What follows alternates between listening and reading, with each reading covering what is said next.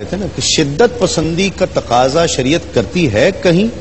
جی ہاں، بالکل کرتی ہے۔ یہ اس وقت ہوتا ہے جب اللہ تبارک و تعالیٰ کا معاملہ ہو، مذہب اسلام کی تعلیمات کا براہ راست معاملہ ہو، خصوصاً نبی کریم صلی اللہ علیہ وسلم کی عزت اور ناموس کا معاملہ ہو۔ اس میں صحابہ کرام کی تعریف میں قرآن عظیم میں ہے کہ اشداء علی الکفار ورحماء بینہم، کہ یہ کفار پہ شدید ترین ہے۔ اشد جو ہے یہ مطلب سمجھ لیں مبالغے کا صیغہ ہے، اس میں تفضیل ہے، یہ کفار پہ بہت زیادہ شدید ہے، لیکن آپس میں بڑے پیار اور محبت والے، رحم والے ہیں۔ ٹھیک ہے۔ اچھا، شدت سے مراد یہ بھی نہیں ہے کہ کافر ساتھ میں جا رہا ہے، اسے صحابہ نے مکہ مار دیا اور اس کے ناک پھاڑ دی خواہ، ایسا نہیں۔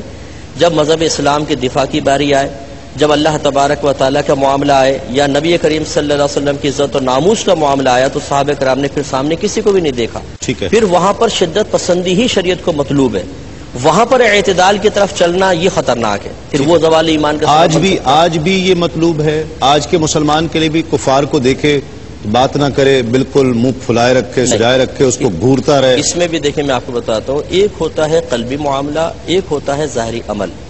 قلب میں تو ایسے ہی ہونا چاہیے کہ اگر کوئی اللہ تبارک و تعالی مسلمان بھی اللہ کی نافرمانی کر رہا ہو نا، تو دل میں اس کے اس عمل سے متعلق کراہت رکھنی چاہیے۔ ٹھیک ہے۔ ذات سے نہیں، عمل سے۔ اسی طرح کافر ہے، کوئی بد مذہب ہے، نبی کریم کی شان میں گستاخی کرنے والا ہے، قلبی لحاظ سے اس سے شدید نفرت ہونی چاہیے۔ ٹھیک ہے۔ اب ہے ظاہری عمل، کہ کیا عوام کو اس بات کا اختیار ہے کہ جب وہ اس نے دیکھا کسی نے گستاخی کی تو وہ از خود اس پہ حملہ کرے اور از خود اس کو سزا دینے کی کوشش کرے؟ اب یہاں پہ دو چیزیں، ایک ہوتا ہے غیر اختیاری عمل، اور ایک ہے کہ عقل سلامت ہے، اختیار کے ساتھ، عقلی اختیار کے ساتھ انسان کسی چیز کو اختیار کر رہا ہو۔ غیر اختیاری عمل پہ تو بہرحال کسی کو کوئی قابو ہی نہیں ہوتا، وہ شریعت کی طرف سے معاف ہے، لیکن اس پہ بھی انسان کو کنٹرول کرنے کی کوشش کرنی چاہیے۔ پہلے ذہنی طور پہ تیار ہو تو ایسے وقت میں انسان کچھ کر سکتا ہے، اور ایک ہے کہ وہ پری پلاننگ اپنے آپ کو کنٹرول کر سکتا ہے اور پھر وہ سزا دینے کا اپنے آپ کو اہل سمجھے، یہ نہیں ہے۔ اس کے لیے شریعت نے حکم یہ دیا ہے کہ ہم قانون کا سہارا لیں، اور قانون پھر جو سزا مقرر کرے گا اس کے مطابق ہوگا۔ اگر بالفرض قانون کوتاہی کا شکار ہو رہا ہے، پھر بھی شریعت ہمیں نہیں کہتی کہ قانون اپنے ہاتھ میں لے کر آپ اس طرح معاملہ کریں، کیونکہ اس میں بگاڑ پیدا ہوتا ہے۔ اس میں بھی دو پہلو ہیں، دیکھیں، ہو سکتا ہے سامنے والا واقعی ایسا ہو، ٹھیک ہے، اور ہو سکتا ہے نہ بھی ہو۔ اب وہ جرم کیسا بھی ہو، وہ جرم کیسا بھی ہو، اب وہ غیر مسلم ہو یا مسلمان ہو، غیر مسلم ہو چاہے مسلمان ہو، دیکھیں مسئلہ یہ ہے کہ اگر اس کی اجازت ہر شخص کو دے دی جائے، ٹھیک، اب ہو سکتا ہے کہ یہ میرے کوئی دشمن ہے، ذاتی دشمنی ہے، میں ان کو مار دوں اور جب آپ پوچھیں کیوں مارا، میں بولوں گا گستاخی کی تھی، یہ تو پھر دروازہ کھل جائے گا نا پھر فسادات کا۔